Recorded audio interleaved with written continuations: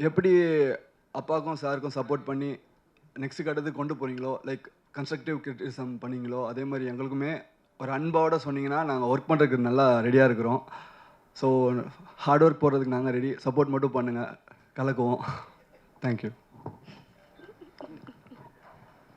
அடுத்ததான் அர்ஜுன் சார் வந்து gene city ரோட்டில் அந்த வீட்டில் இருந்தார்.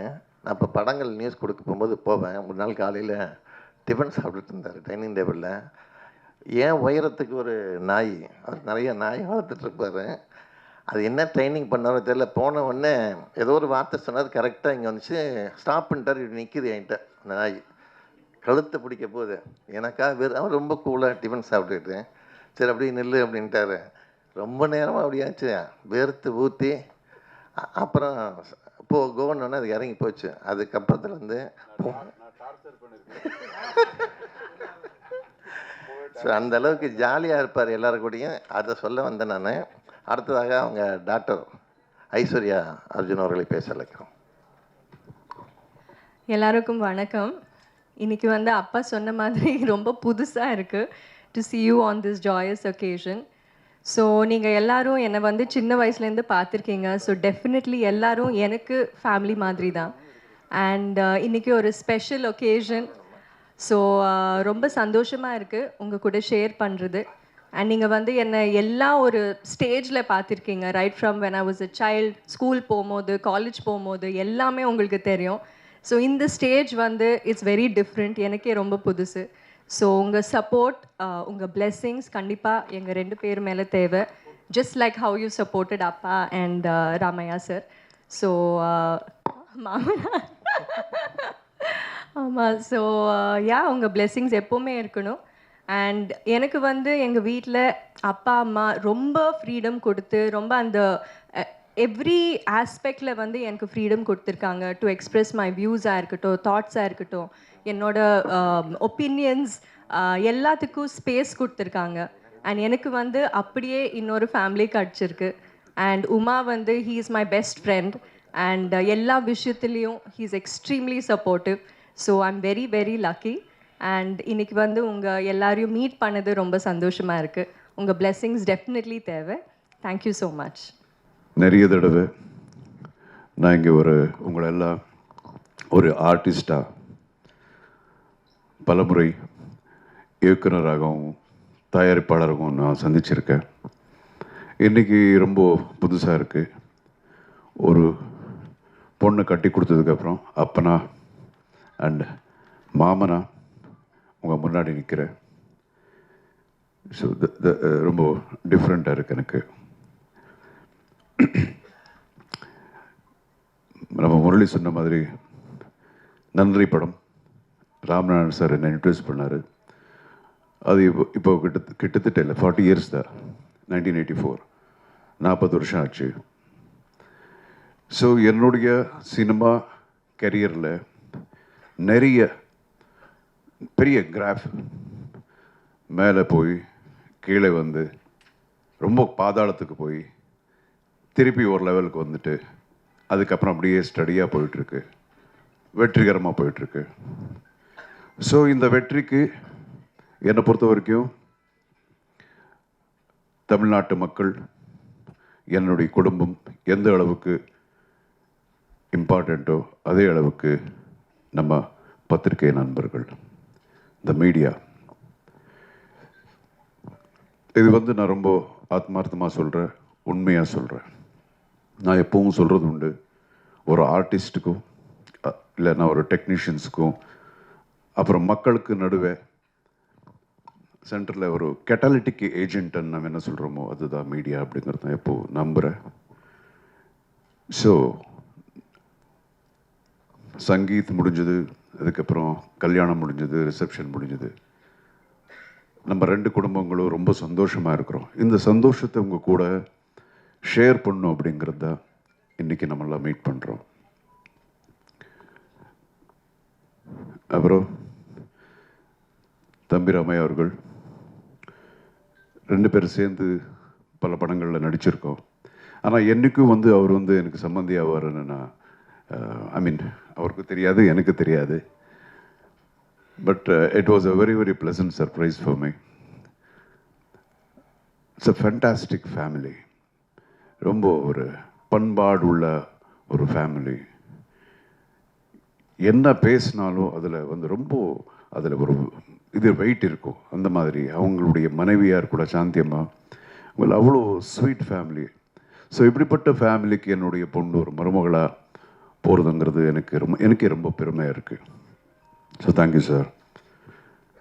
அண்ட் தென் நம்ம மாப்பிள்ளை, இவருடைய சந்திப்பு எனக்கு எப்படின்னா, நான் ஒரு சர்வைவர் அப்படிங்கிற ஒரு ஷோ ஹோஸ்ட் பண்ணேன் சவுத் ஆஃப்ரிக்காவில். அங்கே நிறைய கண்டஸ்டன்ட்ஸ், அதில் அவர் ஒரு கண்டஸ்டண்ட்டு. என்னமோ தெரியாது, இது ஒரு ஐரானிக். ஸோ அங்கே இருக்கிற கண்டஸ்டன்ட் சில பேர் எல்லாம் பிடிச்சிருக்கும். அதில் ரொம்ப பிடிச்சது எனக்கு வந்து உமாபதி தான். அப்போல்லாம் தெரியாது இவர் லவ் பண்ணுவாங்க, இது இந்த மேட்டரெல்லாம் தெரியாது. அது அவருடைய எதுக்கு பிடிச்சதுன்னா, because of a simplicity and ஒரு இன்னோசன்ஸு, ஆனஸ்டி, அப்புறம் அந்த energy and is sense of humour. அந்த ஒரு நீங்கள் பார்த்தீங்கன்னா, மறுபடியும் நீங்கள் பார்த்தீங்கன்னா, நீங்கள் அந்த ஷோ பார்க்கலாம், ரொம்ப பேசிட்டு இருப்பார். அண்ட் மோர் தென் தட், இப்போ ரீசெண்டாக எனக்கு தெரிஞ்சது, அவருடைய என்ன சொல்லுவாங்க, இஸ் வெரி வெரி டேலண்டட் பாய்.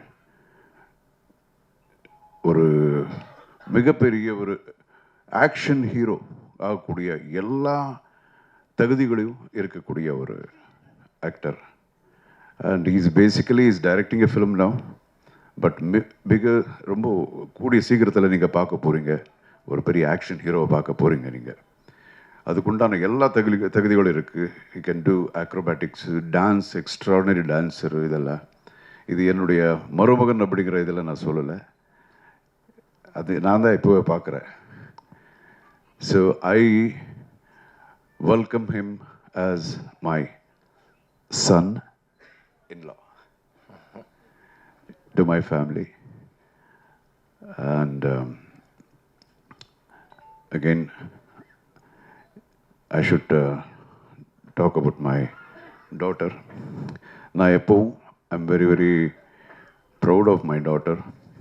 என்னுடைய முதல் குழந்தை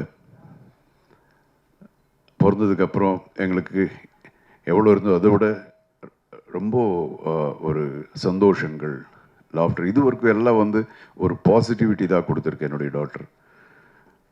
அண்ட் ஒரு நாள் வந்து சொன்னா, என்னுடைய செகண்ட் டாக்டர் வந்து சொன்னா, ஐஷு என்னமோ பேசணும்ப்பா. என்ன பேசணும்? இல்லை தெரியாது, உங்ககிட்ட தனியாக தான் பேசணுமா? நம்ம தான் கதையெல்லாம் எழுதுகிறோம், ஸ்க்ரீன் பிளே எல்லாம் தெரியுது இல்லையா? ஓகே, என்னமோ ஏதோ லவ் கிவ் இந்த மாதிரி ஏதாவது இருக்கும் அப்படின்னு சொல்லிட்டு போகும்போது அது உண்மையாக இருந்தது. ஆமாப்பா, இந்த மாதிரி. ஆஹா, சரி, யார் அப்படிங்கிறது தான் ரொம்ப எனக்கு தெரியல. எனக்கு இது மட்டும் கெஸ் பண்ணல. அப்புறம் உமாபதியா எப்படி? நான் அங்கே பார்த்தது, பிகாஸ் எனக்கு தெரியவே இல்லை. அண்ட் தென் தெரிஞ்சது உமாபதின்னு. ஓகே, சரி, சின்ன வயசுலேருந்து நம்ம ஒரு பையனுடைய தகப்பனா அவருக்கும் சரி, யாருக்காக இருந்தாலும் சரி, யார் என்னுடைய பொண்ணுக்கு மருமனாகுமா, எங்கே இருக்கிறான் அப்படிங்கிறதெல்லாம் நம்ம யோசனை எப்பவும் இருந்துக்கிட்டே இருக்கும். அதே மாதிரி அவருக்கும் இருக்கும். ஸோ உமாபதி அப்படிங்கிறது நான் கனவுல கூட நான் யோசிச்சது கிடையாது. But I like him basically. அப்போலேருந்து அப்படி சொன்னாங்க. இம்மிடியேட்டாக ஓகே. தென் ஐ தாட், என் ஒய்ஃப் அதுக்கப்புறம், என்னங்க என்ன நினைக்கிறீங்க நீங்கள் அப்படின்னாங்க. இல்லை, நினைக்கிறது என்ன இருக்குது, இது ஒவ்வொருத்தருடைய வாழ்க்கை, அவங்க ஆல்ரெடி டிசைட் பண்ணியிருக்காங்க. ஸோ நிச்சயமாக இது கரெக்டான ரூட்டில் போயிட்டுருக்கோம் அப்படின்னு நினச்சி தான் அவங்க அப்படி டிசைட் பண்ணியிருக்காங்க. சின்ன ஒரு விடலை பருவத்தில் இருக்கிற ஒரு ஜஸ்ட் 16 years 14 years ஏஜாக இருந்தால் நம்ம யோசிக்கலாம் அவங்களுடைய முடிவுகள் கரெக்டாக இருக்குமோ இல்லையோ அப்படிங்கிறது. பட் இந்த இதில் கரெக்டாக தான் இருக்கும். அண்ட் அகெயின், தெரிஞ்சோ தெரியாமலையோ எனக்கு அந்த பையனை நான் பார்த்து பழகிற ஒரு வாய்ப்பு இதுக்கு முன்னாடி எனக்கு கிடைச்சிது. ஆல்மோஸ்ட் ஒரு 2 months எவ்ரி செகண்டை நான் பார்த்துட்டே இருந்தேன், ஒரு second day. So I am very happy. அப்புறம் ராமேஷ் சார் பற்றி கூட தெரியும், is a wonderful human being அப்படின்னு. அண்ட் தென் நம்ம ஆஞ்சநேயர் கோயிலில் மீட் பண்ணோம். மீட் பண்ணி நம்ம டிஸ்கஸ் பண்ணது இவ்வளோதான், எப்போ கல்யாணத்தை வச்சுக்கலாம் அப்படிங்கிறதா.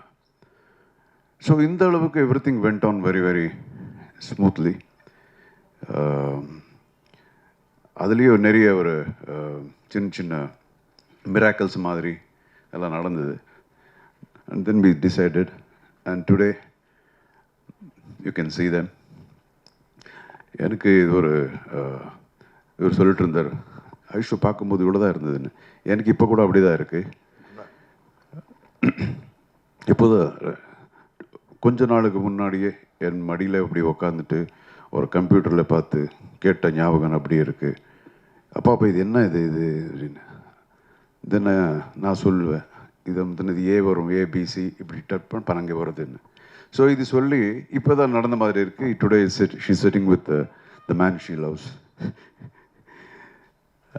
As a wife of him. So அவ்வளோதான், we are happy. And again இதுக்கு முன்னாடி கூட நான் இங்கே வர்றதுக்கு முன்னாடி நம்ம நண்பர்கள் ஒரு 2 பேர் எனக்கு ஃபோன் பண்ணி கேட்டாங்க, என்னென்னா இது உங்கள் டாக்டருக்கு கல்யாணத்துக்கு அப்புறம் கூட நடிப்பாங்களா அப்படின்னு நல்லா கேட்டாங்க. சரி எப்படியோ அங்கேயே வர்ற, அங்கே சொல்லிடுற அப்படின்னு. சரி, ஒவ்வொருத்தரும் அவருடைய இண்டிவிஜுவல் லைஃப் யாராக இருந்தாலும் சரி. ஸோ அவங்க லைஃப்பை டிசைட் பண்ணுவாங்க. ஸோ இந்த லைஃப்ங்கிறதுல வந்து தொழில் அப்படிங்கிறது ரொம்ப சின்ன ஒரு விஷயந்தான், லைஃப் பெரிய இது. ஸோ லைஃபை டிசைட் பண்ணும்போது தொழில் அப்படிங்கிறது கூட அவங்க டிசைட் பண்ணணும், அவங்களுக்கு என்னென்ன வேணுமோ அப்படி ஆரம்பத்திலேருந்து அப்படி தான். ஸோ என் பொண்ணு மட்டும் இல்லை, எந்த பொண்ணாக இருந்தாலும் சரி, எந்த பொண்ணாக இருந்தாலும் அவங்களுக்கு என்ன வேணுமோ அவங்க டிசைட் பண்ணுற உரிமை அப்படிங்கிறது அவங்களுக்கு இருக்குது. It is their rights. அது நம்ம எப்போவும் நம்ம விட்டுருவேன். அதுதான் நாங்கள் எல்லோரும் அதுதான் நம்புகிறோம். அண்ட் இத்தனை வருஷமாக என்னையும் சரி ரமேஷ் சரி நீங்கள் எல்லாம் வந்து உங்களுடைய அன்பு ஆதரவு எல்லாம் கொடுத்து காப்பாற்றிருக்கீங்க. இனிமேல் வந்து ஆஸ் ஹீ டோல்ட், எங்களுடைய குழந்தையும் கூட த சேம், உங்களுடைய ஆதரவு எப்போ அவங்க மேலே இருக்கணும், உங்கள் ஆசீர்வாதம் எப்போ அவங்க மேலே இருக்கணும். That's it. Thank you so much for coming. வேறு எது இருந்தாலும் நீங்கள் கேளுங்க. We are very very happy. இந்த ஹாப்பினஸ் உங்கள் கூட ஷேர் பண்ணதான் இன்றைக்கி நம்ம மீட் பண்ணிட்டுருக்கோம். Thank you so much.